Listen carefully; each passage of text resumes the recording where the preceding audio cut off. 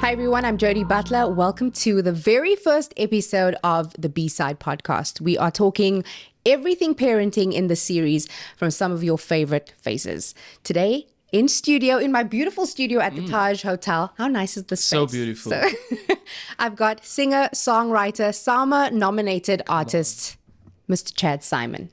Hello. Hello. Thank you for having me. Thank you so much for coming. This is so cool. Oh my goodness, you were late today? I was, yeah. I'm never late. You're never late? Yeah. It's a thing. My dad was never late, so I think I picked that up from him because he always connected punctuality to respect. Yeah. But yeah, I guess I had a valid reason today. You had a valid reason. Your mom had a bit of a emergency. Yeah. She's okay now, though? She's fine. Isn't it weird? Because I was telling my husband, Chad's mom, has a situation and he's going to be running a few minutes late. Yeah. And isn't it weird how the older your parents get and the older we get, we end up parenting our parents? Yeah, I think it's a weird, it's like similar to seeing, for some people, seeing their fathers cry. Yeah. That pillar of strength or breaking down, or your mother cry, who maybe never cried when you were younger because you were the kid, and things kind of with time change. Yeah. Which is, I mean, it's time. It happens. Yeah, it does. It Yeah, does. and when you work out, you do the mathematics around. So my mother doesn't live with us. She just visited. She slept over last night. So if I do the mathematics around how many times I see her per month, multiplied by the average lifespan of a person. Yeah. And then you actually count down the moments. So I always try and make every moment special. I mean, I read this. I saw this on Instagram, which is where I get all my insightful. Nothing wrong. On Instagram. It's the encyclopedia and of someone today. was saying, you're blessed if you get to live beyond 75. So if 75 is the average lifespan of a human being right now, you have 75 summers. Absolutely. You have 75 winters. Yeah. And if you think about it like that, you're like, you're counting down the moments. oh, I'm like 30 odd in. Like I need to do some fun stuff here for my summers. Absolutely. And also be present in, I think, anything that's going down. Because I think we grew up in an era where a generation before us only worked. Yeah. They just worked. And they would do holidays here and there, but it was work. And the harder you work, the better you work, the more successful, I guess, you become, or the more able you are to provide for your family. Yeah. Now, generationally, if I look at my parents, they just worked. My mom was a bit of a hustler, still is, but my parents, for the most part, worked and provided the best they could do. So then we now work and then we try and do better. And we are doing better. Absolutely. Our kids have seen things that we never saw until maybe our 20s, 30s, so we just try and do better. But I think there's an unlearning in that field of parenting too, because that generation had to work like that. Yeah. We can also take some time. We can. And enjoy the fruits of the hard work. Absolutely. So talking about working so hard, you wear a lot of hats. So you went to UWC, which is actually where I met you. Yeah. I don't know if we met at varsity. You looked different. I you had locks long and a dreadlocks. guitar in my hand, probably. I did have shoes on. I was just gonna say, for some reason, I have this thing in my mind about Chad Saaiman, meeting him in the cafeteria or seeing him, because I think you were friends with some of my friends, and you walked in, you had long dreadlocks. I did. And I had shoes on. And you were barefoot. In my mind, you were barefoot and you had a guitar. Okay. Look, I mean, and I was like, okay, you're that guy. You're a musician. We get it. Calm down. Calm down. You can hold on to that image. It's fine. It seems very biblical. So my Jesus sandals were just to the side over there. But I had shoes on firstly, but I was at UWC. I was studying, and you were there too, which is great. We actually did a similar BA, English communications. A great course that really prepares you for nothing, but also prepares you for everything. It does. If you really look at all the things, I think collectively between the two of us that we've done and doing in this moment, it's prepared you for this. It does. I did psych as well, and that's like perfect. That's like an all-rounder. You can go into any business, read anyone. No, of course. I mean, that's also why you have such a well-behaved and incredible husband too. Well behaved. I love that. Yeah. So listen, you went to university. You also studied brand management at I did UCT. afterwards, yeah. I love that. Like, we're always trying to Gotta like upskill. educate ourselves and Gotta upskill. Yes. I'm just so keen. I was always keen on brands. Yeah. Also viewing myself as one before social media. I was like, just before socials and we are a visual brand, I was always in my own mind. I was like, wait, I'm a thing that I got to manage another thing, you know? And then went to study that purely based on curiosity. I love it. And how was it? Did you do well? Yeah. Did you pass? I passed all your modules. Passed well, man. So look, you're a singer, you're a songwriter, you're also a radio personality. All of a sudden, I love that. I love all it. Of a sudden, because I remember conversations we had about, do you think it'll be cool to get into this space? And I'm worried about like my music suffering and those kind. And now you are thriving, friend. It's going well. I think like you one of the people I called before I took the opportunity because I needed mentors in the space to be able to say like, hey man, I'm a mentor. Yeah, I mean you are. I mean you'd been doing it for a long time, and I think knowing me and seeing my journey, you had a kind of vision of at least a view of me outside of myself. Yeah. And understanding radio. And I mean I took the opportunity, and it's my 4th year, and it's going good. Can you believe it's been 4 years? I can't. That is wild. That is wild. It's so much fun. So you do radio, you're a singer, you're a songwriter, you're also in a group, you're a solo artist as well. You also manage other artists. You are the director of Stereotype Records, yourself and your brother. So tell us a little bit about that. And do you ever feel like you are a parent to those artists? I used to. In the last, I think, post-COVID, we really started like narrowing down. I needed to narrow down who we worked with. Yeah. Because the landscape had changed over COVID, and it was a bit, it's difficult. It was difficult for a lot of people in that time. So I think for me, I needed to narrow down who we worked with just to manage expectations, So we did kind of really narrow it down to only managing the black ties now. And I manage my own career pretty much. In terms of music, I have someone who works on my brand side with me. So to answer your question, there were lots of times it felt like being a parent going years back. Having to check up on people, having to make sure there's, something to eat, something to... no nappies were fortunately. Fortunately, no nappies were changed. But there were lots of moments where, you have someone who's up and coming and you're guiding them. And there are times where you might not know the answer, like a parent, but you figure it out, So, but everyone who we worked with, I'd like to think came out stronger at the end of the relationship. Yeah. That's all that counted. Amazing. I love that. Which one do you think out of radio, singing, being in a group as well, and managing artists, what do you think you're best at? That's difficult for me to say. Not what you like the most, what do you think you're best at?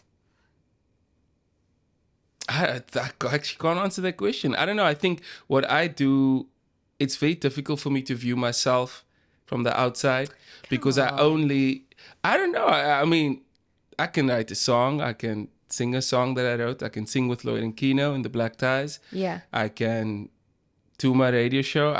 I feel like each listener on the other side or each person on the other side of entertainment would say that I'm the best at each thing. So there are people who listen to my radio show actually don't really listen to my music that often. So they're like, wow, Chad, we love your radio show. What do you feel you do with ease? Because I always feel like if there's something that I'm good at, I might not love it, but I might just be good at it because I find it easy. Playing soccer. Sorry, that wasn't in my options. That wasn't in the list, Other. but okay. I'm going with You're going to go other. Other. Okay, playing cool. soccer is probably the thing I do with the most ease. Yeah.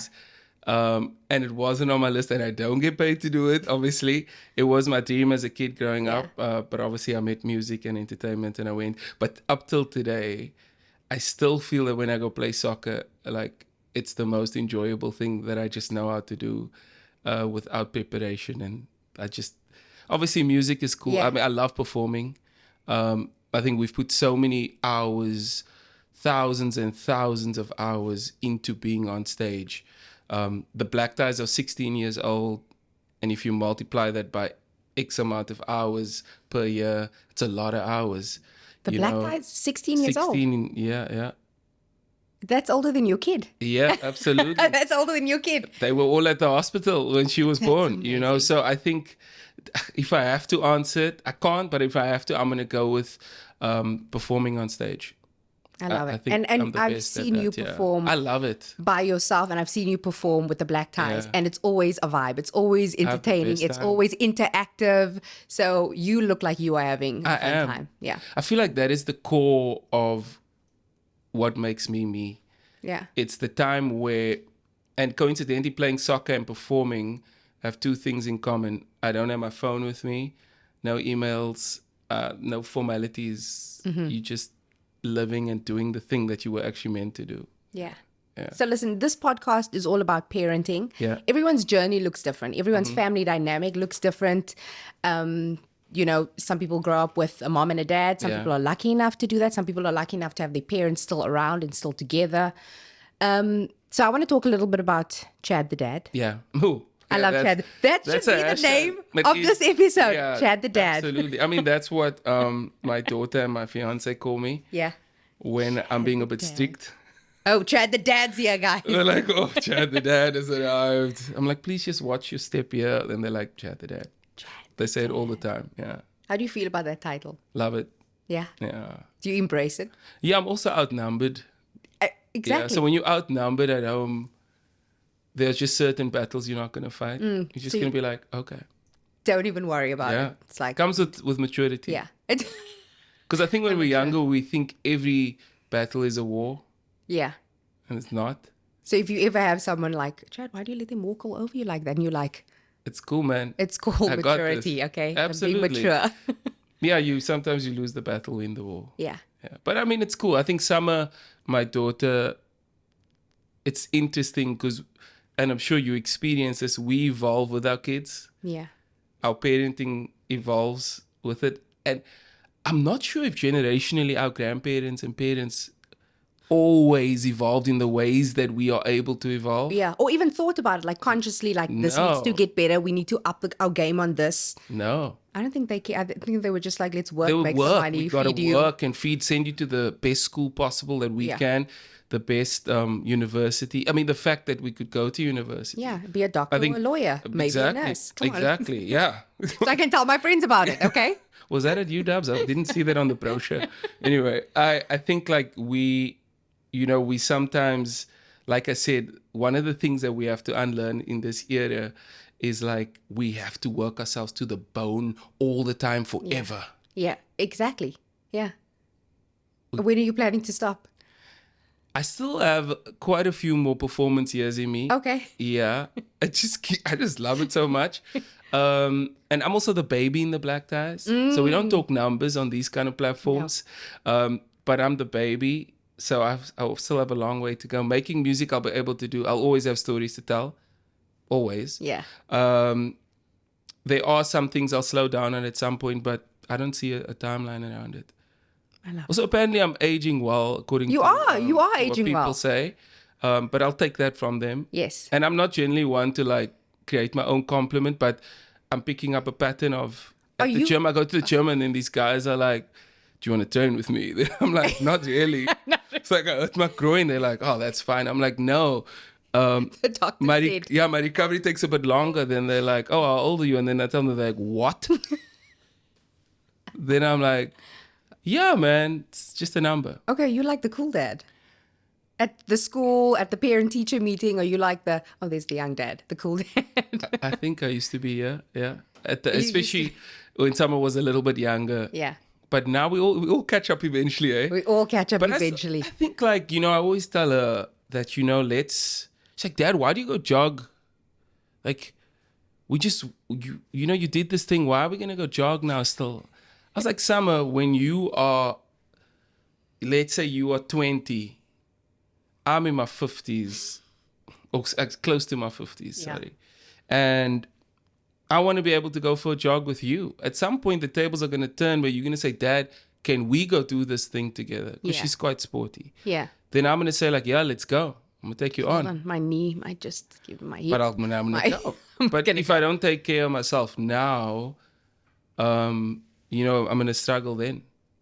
So Chad the dad, man. Chad the dad. So Chad the dad, you've got a gorgeous daughter. Yes. She's 13. She is. She's a teenager. You are a father of a teenager. It's nuts, man.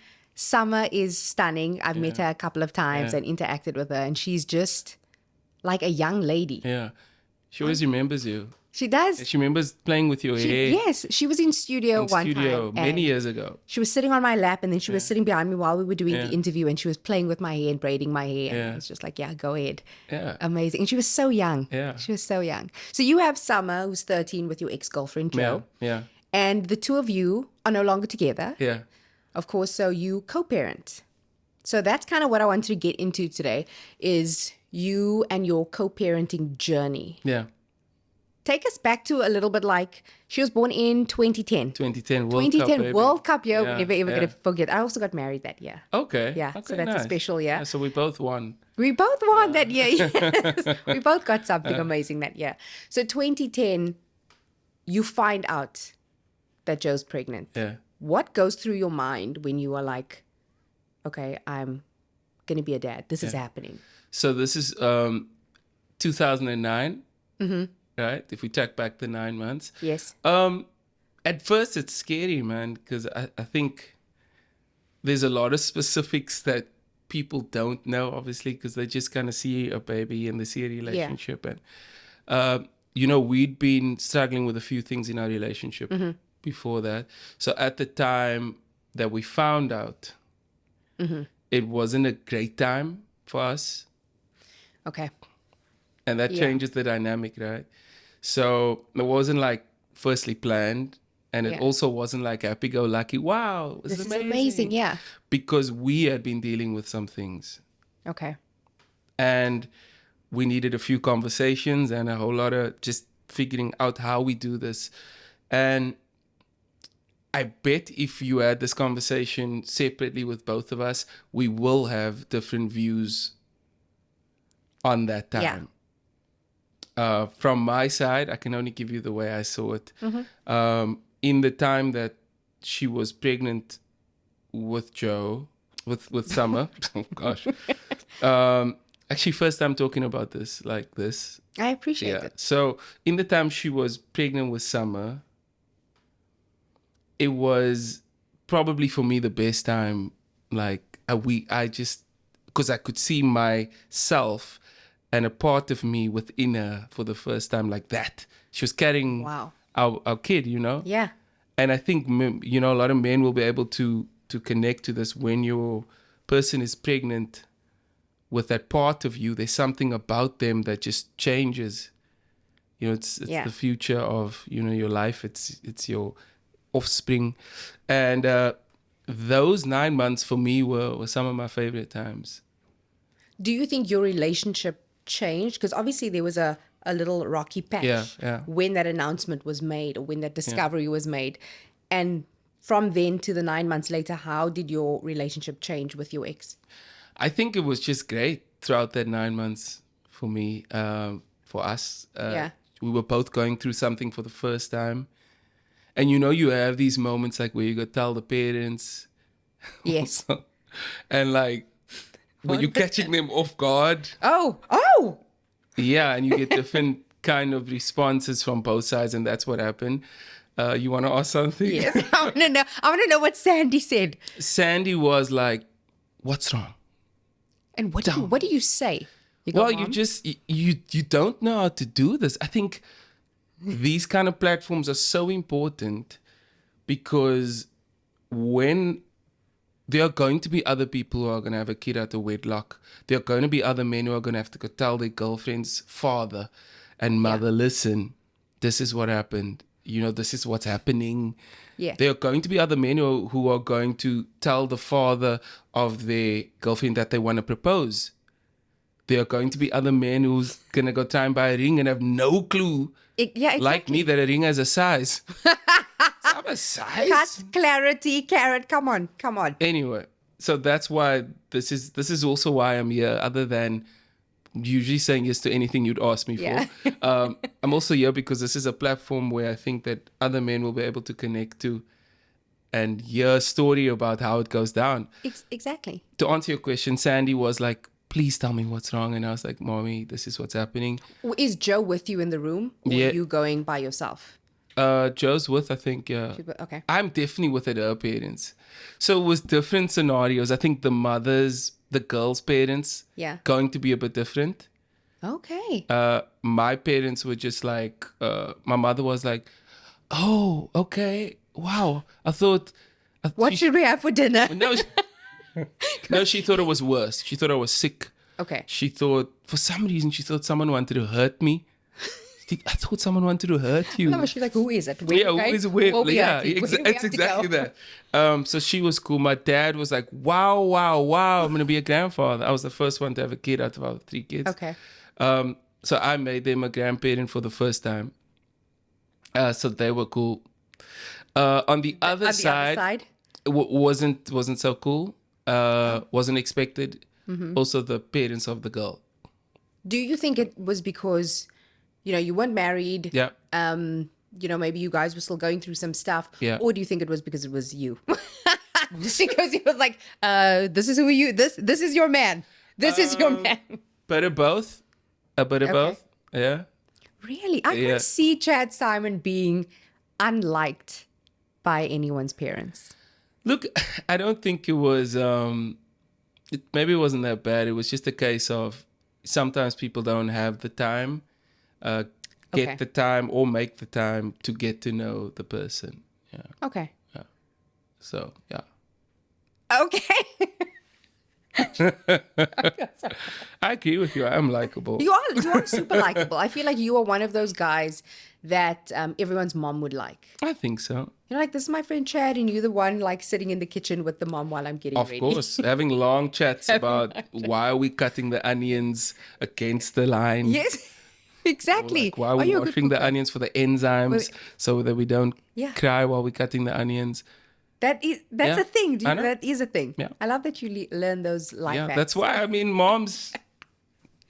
So look, for a long time so Summer's born and you guys are still together. Yeah. You're still together. And then when does that relationship break down? Quite early on. Quite early on. Yeah.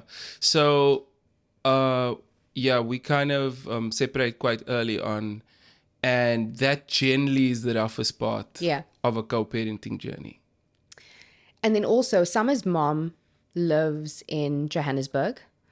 Lived there for a long time. And you had to co-parent while she was in a different city. Yeah. How do you navigate that kind of thing? And when do you sit down and make like, okay, are you actually doing a schedule? Yeah. Are you talking about, do you go to courts to kind of make it legal? Or do you just kind of say, listen, this is between you and I, and we work out something mutually? I think it all depends on the context and the environment of where you're at that point. So I think we were in quite a rough space at the beginning. So to cut a very long story short, it got to a point where we needed to get a family advocate in, and the family advocate would represent Summer. I got you. Yeah. And Summer's best interests at that time. Who chooses that family advocate? I think you get to a kind of agreement between the different law parties. Yeah.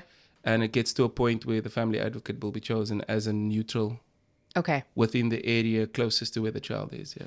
So what we see now on social media, I mean, you, your fiance, your ex, your daughter, all taking pictures together. Everyone is wishing this one happy birthday. Love you so much. Happy to have you here. So it seems like a very cool, healthy co-parenting relationship. And of course, there was that rocky start. There were some issues in the beginning. Yeah. When does that switch happen? Did you guys just sit and go like, listen, this is stupid. Like, we've loved each other at some point. Yeah. We've made this beautiful being. Like, when do you make that switch of, let's just be nice? Let's just be nice to each other. I think it's a case of like, actions always speak louder than words. Mm-hmm. It's about showing up for each other. It's about, looking, we had work to do. What you see now is the pure result of working at a relationship. Just work. And it wasn't a conscious, we're going to take notes. We're just going to do our best to make this about Summer. Yeah. And that's not a switch. It's like a process. It's a gradual thing. It's a gradual process. So it was a case of like, visiting. And at first it was like, obviously more controlled visiting. Yeah. And then it moved to, and I think we both always had so much respect for each other that during that process, we always respected each other. So I wouldn't barge in, or I wouldn't be off schedule. I'd always try and respect the schedule. And I think Joe would always try and respect my schedule, and then eventually respect me enough to lose the schedule and say, look, I know how your work is, and maybe you can't always stick to these times. So come when you can come anytime. So she gives you some leeway when you need it. I mean, if she had met someone, we respected each other enough for her to A, let me know, B, for me to then be like, hey, I know that there's someone, I don't want to step on your toes in terms of when I'm visiting. I'll then collect Summer and take her somewhere else. All the way through to a point where if I was dating someone, it would take a while for me to even introduce them to Summer. Yeah. I needed to be sure about it. I mean, for example, Savannah only met Summer 7 months into me and her seeing each other. Okay. When I knew that I was going to date Savannah, I also knew that I was probably going to marry Savannah. You did? Far in the back of my mind. You're like, but this that's is the one. when she could meet Summer. So how does that work though? Do you first, for both you and Joe, do you meet someone and then go, okay, listen, is there a conversation between the two of you like 6 months? If the relationship is going well, then you can introduce. Or is it like when you feel great? And I respect and, I get that I trust that you know when the right time is. That, yeah. Okay. So I think it's once again respecting each other and trusting each other enough to know that you got this like sorted for Summer. Yeah. And I mean, none of us are perfect, so we're going to make mistakes. Sometimes we're going to get it wrong. Sometimes you're going to, and like no one is perfect at relationships. It's work. Yeah. And I'm fortunate to have a great co-parenting relationship with Joe. But it is something that we've cultivated and that we've worked on. I think, with distance and location, they had, Joe had been in Joburg. Mm-hmm. So I'd also moved there. Yes. To be close to Summer and work and whatever else I could do. And then at some point she got an opportunity to come back to Cape Town. And eventually I came back to Cape Town also. And then where we sit right now, it's about 4 years into them being back on that side. Okay. So we have a system that we constantly work at. We speak often, we communicate. And I think that's one of the great lessons. Communication's important for something like this because you can't leave things in the air. Yeah. But we live in the era of WhatsApp, so we're just talking on WhatsApp. But the moment I feel that there's a potential hiccup, we plan a phone call. So we don't have like WhatsApp debates or disagreements because we call each other. So tell me how it works. You meet someone, you meet an amazing woman. Yeah. And I did. You did? Yeah. Yeah. This is not hypothetical. You met someone amazing, right? Do you tell them or do you just assume that they know that you have a kid? So dating with a child, you obviously a very present father and involved father. Is that something you talk about on the first date? Yeah. Is it like a by the way thing? Yeah, cool. I work here and I got a kid. And she's like, how do you throw that in? Do you always assume that they don't know though? Yeah. Okay. I think you have to assume that they don't know, and just let them know this because it's not just about having a kid, right? It's about what's around it. A lot of guys deal with baby mama drama. Absolutely. Yeah, I know that sounded good. It's not a good thing to go through. So cool, baby mama drama. A lot of guys deal with baby mama drama, and like if I met someone and I told her I have a kid, I would have to also say that there's the situation that lies with that because it would be unfair to your partner. Maybe not on the first day go into the specifics. Okay. When you're serious about someone, let them look, this is a situation that lies beside me and will lie beside us. So fortunately enough, I was always in a good space when I met Savannah. Yeah. And for years before that. There was Okay. work that we needed to do Yeah. that we did that I can say I'm proud of, because like it's allowed me to flourish in my career and in my relationship. Yeah. I know guys who can't progress because they are so stuck in a situation with their mother, with their baby mamas. Yeah. They can't move, they're stuck. I've seen that so many Yeah. times where it's almost like you are held hostage Yeah. by this toxic relationship that's not doing anything for either of you. No. So why are you holding on to it? And why do you think it's so difficult for people just to let go and be like, cool, you be happy, I be happy, and we can still work together I think and make it amazing for this this small person? I think there's two sides to it. I think, you know, if a guy's really trying and fighting to see his kid and be around his kid, Yeah. you know, and a woman doesn't want that, it can often lie from, you know, a moment of scorn or a moment of a woman being so unhappy that she wants to punish the man, which is so unfair to the child, all depending on obviously what he did, case to case. For, I think the inverse is like sometimes also I've seen situations where mothers can use a traumatic, let's say the guy didn't grow up with a father, Yeah. and kind of use the fact that he really wants to be a good dad. And sometimes a woman can be like, you know what, I know that's a traumatic, there's trauma he's dealing with, let me use that against him. Yes. So when he's out of line, I'll say, okay, then you won't see your child. It's evil, man. It is so evil. It's evil. I see Because it. listen, I understand being hurt, but how do you not know that this is going to damage your child even more? And what are you going to have? A few moments of like satisfaction, like, ha ha ha, I showed him. Yeah. You know, and it's control also. And like, it is. Sometimes some people are like, you know, I don't want you to move on out of the fear that maybe you'll find someone better and maybe forget about us. Because that also happens, right? Yeah. There's been dads who have moved on and then been like, I'm out. Because I never understood, and maybe I'm like just naive or maybe haven't gone through anything like that. But it's always weird for me when people are, you know, were married or divorced or no longer together, and then they just like don't speak. They don't. They don't even like look. I was like, but at some point you loved this person. Yeah. At some point you like, what was that thing that you liked about them? Why did you marry them? I'm sure that something still exists. Absolutely. You know, I can't, you know, it's so difficult because I was never ever going to, and I will never ever give up on my kid. Yeah. I didn't. I had chances. You had outs. But I'd never ever even think of that. Yeah.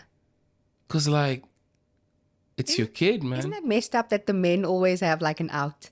And you were always like, listen, if anything ever happens between my husband and I know my kid's going to want to live with him.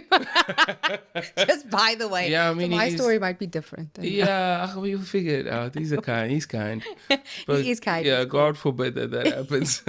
But I think like, yeah, man, there's so many sides. And I mean, there's no perfect partner, no perfect co-parenting relationship. But I mean, my only advice to anyone is always to work at it. You don't stop working. You don't stop working, no, because you're not even a parent until like, oh, when they're 18, they're legal. Like, no, you're always going to be a parent. You're always going to be a parent. You're always going to co-parent if you're in that situation. Your kid is going to start asking questions. Yeah. Like. And isn't it also great that Summer can see two healthy parents working together? Because what I always find is like important, like even if you are arguing, I remember I spoke to like a child psychologist once and she was saying, if you are arguing, it's fine to argue in front of your kid, but just make sure that they see that there's a makeup session afterwards, that there's a resolve, there's a resolution to this issue that you had. You can talk about it. You can be a little bit loud maybe, but after the back and forth, there's always an agreement or, you know, this solution at the end of the day. So I like that. So many things as kids, like so many things get swept under the carpet. Like when I was a kid. I mean, the 90s, guys. Like, what?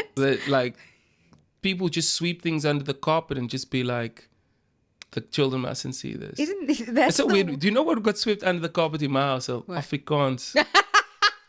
So my parents would speak Afrikaans to each other. When we walked in the room, they spoke English. What? I mean. And now, So we do that a lot with Boston. Yeah. We do that, but now she's starting to understand. So she's like, "What are you talking about? Are you going to Ma's house? When are you going? What's happening on Friday?" Like, it's like, how did you know that? Oh, so now we need to, like, I don't know, find a different She's language. learning Afrikaans in Dubai. Afrikaans in Dubai. Afrikaans and Arabic. It's a new mix. Yeah. It's amazing. Yeah. Okay. Yeah, things get swept under the carpet, and I think there are things your kids don't need to know, right? Yeah. That's the truth of it. But then there's a time where they start developing, like my kid's a teenager now, she understands dynamics. She's watched enough, kids rom-coms and those kind of things. She can see what's going on in relationships. She also has a very high EQ, so she can walk in a room and be like, "Are you okay, Dad? Did you have a stressful day at work? Like, is Savannah okay?" She goes to her mom, "Are you okay? Like, I can feel like you've had a, one day I got home, I'll never forget this. It's about when she was about 10 or 9. Mm-hmm. I came home one day at the end of the week and she's like, "Dad, put your bag down, put your phone away, come with me." She had done a bath, bubble bath, candles, Bluetooth speaker, playlist loaded. She's like, "You don't do anything tonight." That's so sweet. It wasn't my birthday. It wasn't Father's Day. It was just a day where she could see I was having like a rough one. In that moment, are you more proud of her or of yourself? Like, I made this kid. Like, I'm doing something right. I'm probably crying in the bubble bath there. Like, "You okay?" "No, I'm fine." I'm okay. Listen, I know that like parenting a girl might be stressful. She's a teenager. She's stunning. She's good looking, obviously man. smart. She's into sport. She's got a lot You going guys for gonna her. have a safe conversation. And I don't know if any parents told their kids back in the day, like, "Listen, I need to sit you down. Boys are gonna like you. Yeah. Girls are gonna like you. You're gonna meet." And this is the chat I had with her years ago. I was like, "Look." And some people aren't going to like you. Yeah. For stupid reasons. For many reasons. Yeah. And you're going to go through all these things. But you're also going to meet like a sweet guy who can still break your heart. Yeah. Or the sweet And he might be a singer who also likes soccer. Might go to church. Exactly. On a Sunday, youth on a Friday night. I love it. Name might start with a C. You're going to meet a guy like that when you're younger, and he's going to break your heart. I had that chat with her. How many hearts have you broken? No, not that many. No. But I have broken hearts. Intentionally? When you're a kid, no, you don't want to hurt anybody's feelings intentionally, because when you're younger, you always think that this thing is not going to come to life, or to truth. I mean, let's just remind people about that group that you were in back in the day. What was the name again? PQ. PQ. Yeah. Which stands for? Pure. No, what does it stand for? Tell everyone what it stands for. It stood for player quality. Yeah. I mean, we were at high school. I mean, it was player with an A. Player. Oh, player. Player. Player quality. Did you drive a polo player? Maybe? At one point? No, I actually didn't. Yeah, I took a while to get a car. But it's funny, I walked. I actually once got robbed on the way to go to like my girlfriend when I was young. I got robbed. What did they take? They took my phone, but it's a very interesting story because Was it a cool phone? What was it? The coolest phone. Because I got this phone on Idols when I was on Idols. Oh my God. So it was the first phone with a blue screen, not a green screen, or a polyphonic ringtone. Polyphonic ringtone. Was it an Ericsson? No, it was a Samsung Samsung one? No, it was just small. It was like so small, and everyone was like, "Wow, your phone is from the future." And I got this, and I never had a cell phone. Yeah. Up until that phone, up until 19, I never had a cell phone. Really? Yeah. Did you have a pager? No, I had nothing. I had a landline, mate. What life did you live? How did people contact you? Email? What? No, I was just like, I don't know. There were things I never had. I mean, we were definitely not well off. Yeah. So, Chad, you've had many milestones in your life, and you've also had some hectic milestones, some not so great ones, some life-threatening milestones. And in 2011, you were in Johannesburg. You had just moved there 6 weeks in, and you were involved in a hijacking. Yeah. You also shot. Yeah. You almost lost your life. Do you remember that day or that night clearly? Absolutely. You do? Yeah. You do? Yeah, I was at Louisa Opala's house, I was going to ask you that. and we were having a braai, and Cabello and everyone else was there, and it was like a whole group of people. And on the back of that, I was going to fetch Mario Ogle Yes. to go to the movies. It was such Cool. we weren't going to do anything wrong. We were going to go Yeah. watch, a movie. And I fetched him and he wasn't there yet. So I was waiting outside. And long story short, the car pulled up in my blind spot. Felt Wait, where are something you weird. parked? In front of I'm like parked his in front apartment? of where he's living in Glen Hazel, which is a very affluent area in Johannesburg. Yeah. Yes. So I'm kind of waiting. I'm on my phone, distracted, obviously.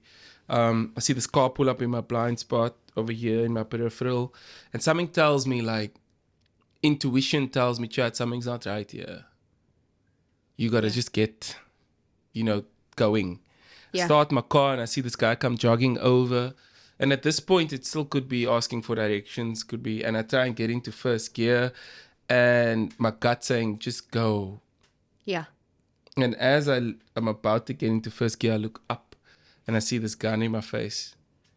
And I literally just lift my arm up and I get into gear and my foot goes down. And as I lift my arm up, I just hear this bang and I feel point blank. Your windows all the way down? No, my windows were up, Okay. but point blank through the window into my side, yeah.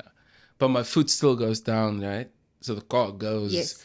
And I keep the wound closed and I just drive. And I keep driving with one arm and I take my other hand and I call my brother in Cape Town. And I call Lee. I'm like, Lee, I'm screaming, just got shot. And these guys try and chase me, but I get away. And I find a family and they help me. So you get out of the car. Eventually, when I see this family outside Okay. their house saying bye to guests, I pull up the handbrake, I get out. And as I release my arm, I just feel what felt like liters of water. Wow. And when we went back to the scene and we spoke to a few people, the security guard said that there was a trail of blood that was about 5 meters long and about 1 meter wide as I came from the car to where I stopped on the porch. Do you still know those people? Do you get their names? Do you remember? Yeah, I remember the lady's name was Helen. But yeah, I'm not in touch with him anymore. Did Helen help you? Absolutely. Did Helen call? Did she Yeah, they helped. put something completely. on the wound? Did she? I mean, they called the ambulance, Yeah. but I just remember this one point of like the phone coming back to me and my Yeah. brother being on the phone and basically shouting at me, saying, "Listen, you stay awake. You stay awake. Yeah. You don't lie down. You stay up. You stay awake." Because I'd felt like my air leaving my lungs. Wow. And I was, like in the movies when they say I'm getting cold. Yeah. And you did? I felt that. It's not a lie. It's not I was a lie. getting cold. I was starting to shiver. My breathing was disappearing. Everything was getting blurry. You're like, Helen, hold my hand. Yeah. No, I was, Was it I was going. No, I don't know who was holding my hand. So I read in an article from that time Okay. that while you were losing consciousness, in and out of consciousness, they said that you were asking for your 1-year-old daughter. Do you remember that? Mm-hmm. Do you? I do. I was asking for it, yeah. Yeah. In that moment, do you think like, okay, Yeah. I'm going. I'm just holding on to all those memories that I Yeah. have.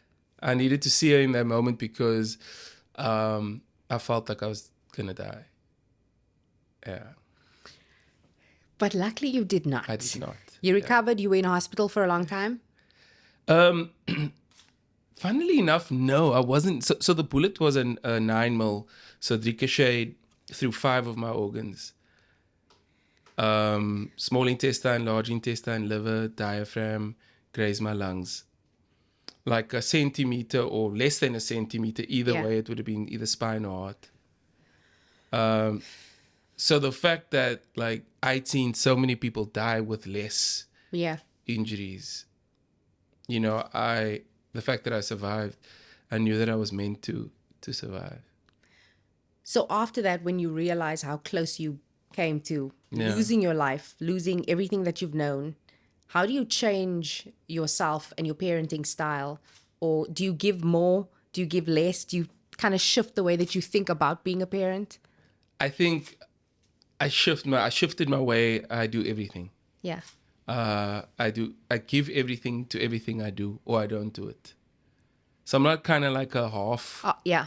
Oh, what's the phrase? Are we allowed to say half-ass? Like, Yeah. Is that? yeah, that is. Don't half-ass it. Don't half-ass yeah, I don't the half-ass situation. anything, which is a very strange phrase because I mean, anyway. Yeah. Well, if you do have only one butt cheek on something, it's not going to be. Exactly. You're not gonna As have soon a as you sit, you're gonna just like be imbalanced. Yeah, you're not going to have a comfortable sit. Yeah. Anyway. Unless you've got really strong glutes and good core muscle. Good core. You can absolutely sit on one butt cheek. I'm doing it right now. You can. You're so good at No, thank you. So like, I think everything I was doing, just became better, and I'm still grateful. That was 2011, which is 12 years ago. So every day for the last 12 years, I've been grateful to wake up, no matter how I'm feeling, exhausted, like anything, I'm still excited. I wake up and I just have a gratitude prayer to say, thank you, God, for another day. Wow. And I mean it, because I know what it feels like to almost not have another day. I mean, that's an important thought. And it's sad that some people have to get to that point. It's fair. And I don't in order to kind of reel it in and go, oh, now I need to be grateful for this. My sister always says to me, just come from a place of gratefulness. Absolutely. Whatever if you're doing a job and it's maybe not the perfect thing, come from a place of gratefulness and start there and then, Absolutely. I think, we always just feel like we're moving along on this thing. Yeah. And I think to just have a moment, like sometimes when on the note of gratitude, sometimes when we have a bad time or something bad happens, we take like, I need a few days to deal with this. Yeah. But sometimes when we win, we actually don't say, let's take a few days to like celebrate this thing. Yeah. When we win, we like, oh yeah, we just won. Let's move on. Let's move on to the next. What else can we have? What's bigger so and better gratitude than and just, celebrating your wins, and living in that moment living in it, man. This is me. And I find that difficult to do sometimes because I don't. Yeah. I'm often like, what am I working towards? I'm working towards that thing and it's not here yet. So, but next year it's going to be, when I get this, it's going to be fine. When I do this, and sometimes you forget that the now is pretty Absolutely. awesome. This is pretty cool. We have to take a moment and celebrate each win. Yeah. So that like, we worked for it. It's not luck. Yeah. It's not luck. You get some luck. You do. But you work for it. And when something amazing happens, you got to take the time out. Yeah. And like, I try and get that out on my radio show.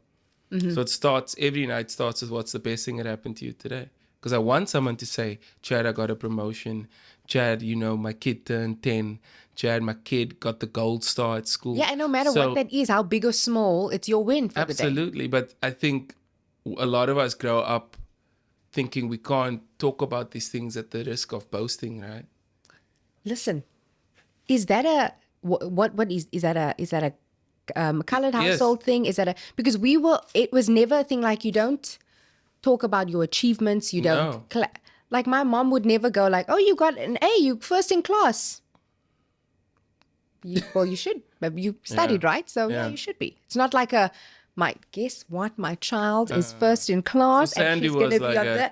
Okay. Sandy was like the ultimate hype woman. Yeah. Still is. Well, just like... So it's weird that you say that, though, that you're not super boastful. If you grew up with someone like... Like, I'd make a joke as a kid and my mother would say, like, that's so funny, make it again. And then I'd make it again and then she'd say, make that joke again. Or if someone's there, Chad, come tell that story again. Because I used to, I have these weird, hobbies when I was, young. I used to tap dance and do puppet shows. Yeah, very strange. No, I'm laughing because I can completely relate. So my mother would be like, do the puppet show for the kid, for auntie and uncle. I mean, if you haven't performed for aunties and uncles and no, then you haven't performed. Have you lived? Have you ever lived? Have you even had childhood? No. No. That's why when I can walk out on stage 20,000 people, I'm just I think of the aunties and uncles in the lounge and we'll give you 10 rand if you tap dance. I go fetch my school shoes. You put something at the bottom. Coke cans at the bottom. You Can you tap dance though? No. Listen, talking about your family life, you're a middle child. I am. middle child Yeah, syndrome? yeah. No, I don't think No? so. No? Do you ever feel overlooked? No. No. Okay. I feel like, in my industry, we get so much attention that You there's don't not need many it. other places I need it. I need it at home from my very close. Yeah. But I don't need, like, to be the favorite child or for everyone to check up. No. I feel like in our life, like we are, I mean, I feel like we still just want to be my mom's favorite, always. Like we just want to be in her favor. I mean, I believe my... She doesn't care. She doesn't care. She's whatever. like, yeah, you're all my kids. I think my mother, like, myself and my sister will say that Lee's the favorite. My Yeah. eldest brother is the favorite. And then myself and Lee will say Carrie's the favorite. But they will probably say I'm the favorite. Okay. Yeah. I just think because of what I do and the fact that more people that my mother would speak to, they know what I do. That Okay, I got you. automatically makes me the first point of conversation. But she will always include the other siblings. Okay. So it'd be like, there's Chad, the singer. Yes. Yeah, he's his fiance. Yeah, Savannah. Yeah, The she's doctor. a doctor. She's a doctor, and Lee, that's his brother. And Carrie. So she like will always. It was to a point when we were kids, and it was my birthday. She would tell the people, "Don't bring a present or bring something small for Lee as well."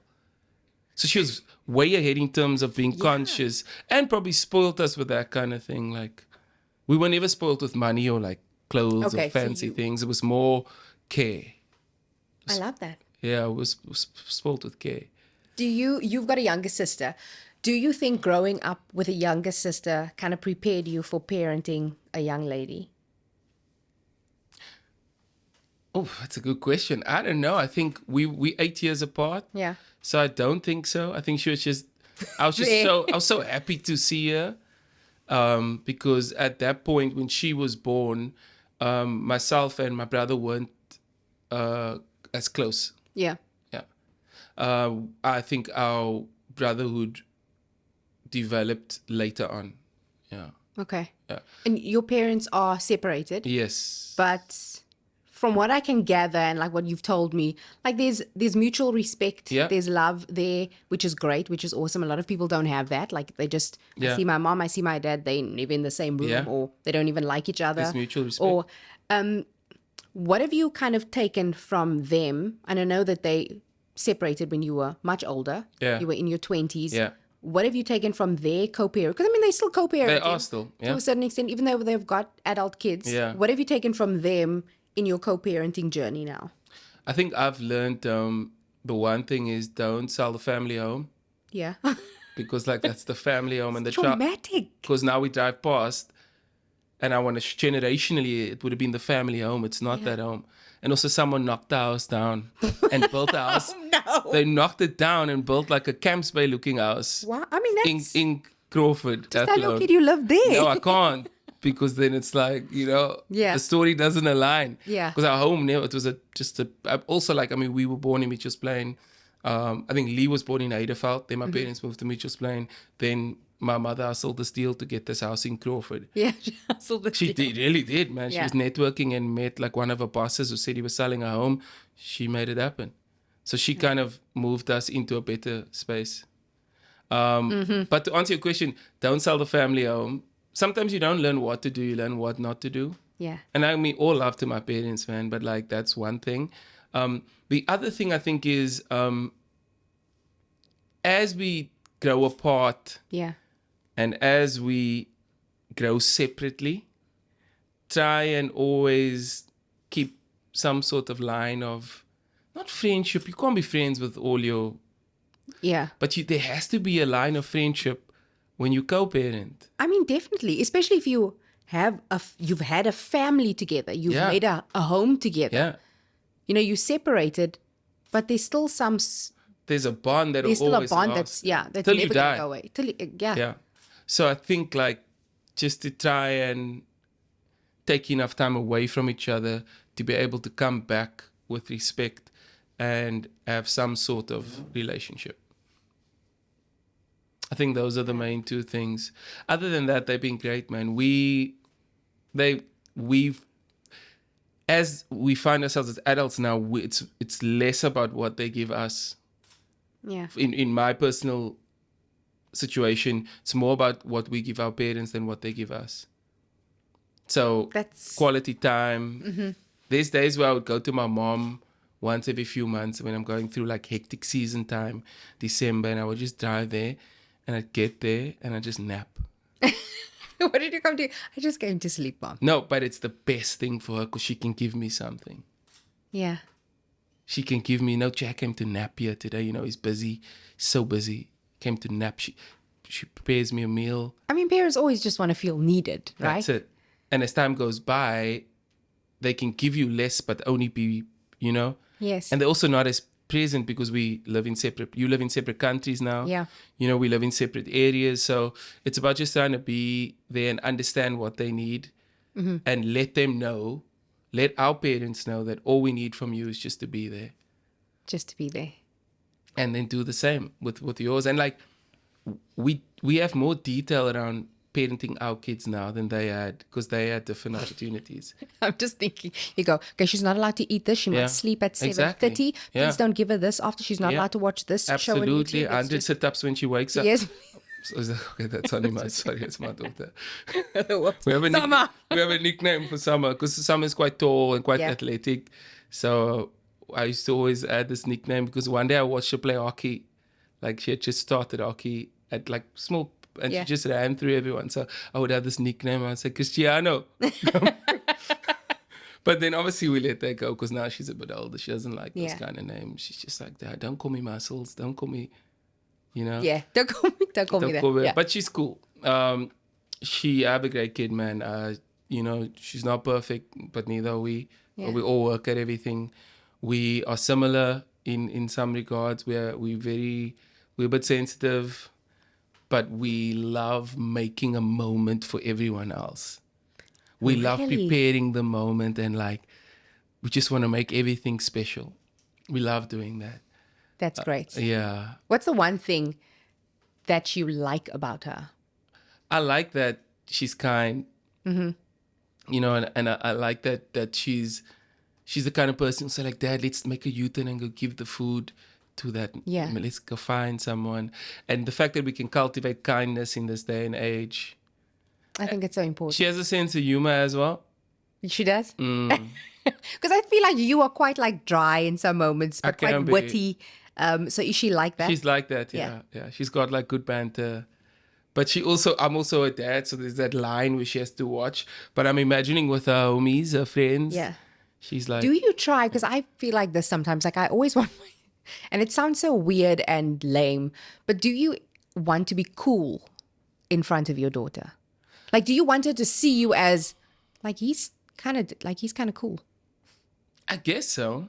Because I saw an Instagram post that you did not too long ago. You were talking, you were showing some of your old pictures, and you were going through, articles about your 2011 incident and everything. And she was also making fun of some of the pictures because I mean, I think it was this artist moment, this artist pose, this one. Pose, yeah. I mean, yeah. It was a thing back in the day. Like, I'm prayerful. Yeah, thankful. I'm thankful. She was ripping up some low V-necks that it was super low. It was low. It was and a style. It's always the one with no, like, it's not like tacked. Ribbed. It's just like, it's not no ribbing there. It's all just like, looks like it was hot. Like you went, oh. Yeah. Halfway. It really works well when you're bare feet. And then, and you have a guitar strap. Yeah, I think like, I love that she knows when to like, have some banter with me and tease me. Yeah. And between her and Savannah, when they're together, especially, they're teasing quite a bit. Which I like, because it's their bond. I love their relationship. Because you've got a fiance, you've got a 13-year-old, like a teen daughter, you've got an ex-girlfriend that's going to be in your life forever. How do you like manage a relationship like where it's coming from different angles, but you've got all these amazing women around you? I think you just said it. Yeah. So you just kind of like dodge. You just said they're all amazing women. They are all amazing, That's what makes it easy. Okay. Also, it's so like weird that you keep calling Jo my ex-girlfriend because she is, but I never refer to her as that. So when you say it every time, I'm like, oh yeah. We're so far into this co-parenting relationship, friendship, that like I forget that we dated. Yeah, because you're just family now. We family, man. Yeah. That's what it is. It's like my daughter's mother's an extension of her. Her and Savannah have a good relationship. Summer and Savannah have a great relationship. I'm blessed. Like, You are. on You paper, are there are many things that could go wrong. Yeah. But as long as we manage it with love and good communication, we'll be Manage it with love and good communication. I want to just ask you one last thing. Sorry. fine. Okay. There was a tweet that you made in 2019. So this is I'm going deep, okay? This is COVID. pandemic, Yeah. pre-lockdown. And you said, I call my parents weekly minimum. And it actually means a lot to them. My dad and I chat football and music. My mom just chats and I listen. Simple effort, big result. Absolutely. What do you think? Has that changed after COVID? No, I still call them weekly. Yeah. Still? Yeah. Just say my drives are a lot shorter these days. So the chats aren't as long. Yeah. And I know when to call. You know, football season's coming up again. My dad supports Arsenal. I support Tottenham. There's lots of things we can talk about. So it's that kind of thing. My dad's a very simple man. Mm-hmm. You know, he's not a complex individual. Yes. With many layers. Okay. It's quite simple, and that's what makes him great. He's easy. Easy. Yeah. Yeah, very simple. My mom is complex. And just we need time to talk. Yes. Well, actually, she talks, yeah. And you just sit and listen. Yeah, and maybe sometimes eat her food because I know that she makes amazing makes food. great food, yeah. She makes, and so, I mean, I can eat, she can listen. Yeah. I know there's times where she talks to my sister when my sister sleeps over. And my sister's like, Mommy, I'm falling asleep. She's like, it's fine. And she, I'm going to tell you this thing. No. So Denise came here yesterday. Okay. And she just keeps talking and then she's sleeping. But I think I still call them weekly. I think it started when I moved to Joburg. Yes. Which is, 2011, 2012. I used to drive to soccer on a Monday. And it was like a 32-minute drive. And I would call the one parent going that way and the other one going the other way. And I would just continue to do that. And then when I moved back to Cape Town, I still call them weekly, minimum, once a week. That. Yeah. I love that. What do you think in a couple of years, Summer is going to tweet or on X? What is it called now? It's called X. It's called X, yeah. Yeah. She's going to, on X, what is she going to say about a dad, a mom and a dad? A mom and a dad. She's probably going to be like, thank you for the opportunities. So great to be writing this post from London. Yeah. Or as New I York. go with my dad to the Grammys and it's just, you gotta speak this. She might, I might be going with her. I think she's the kind of kid that she's gonna end up somewhere that she's gonna be excellent in, because the post is probably gonna say thanks to my mom and dad, and to Savannah for always attempting to be excellent, because I don't know, anything else.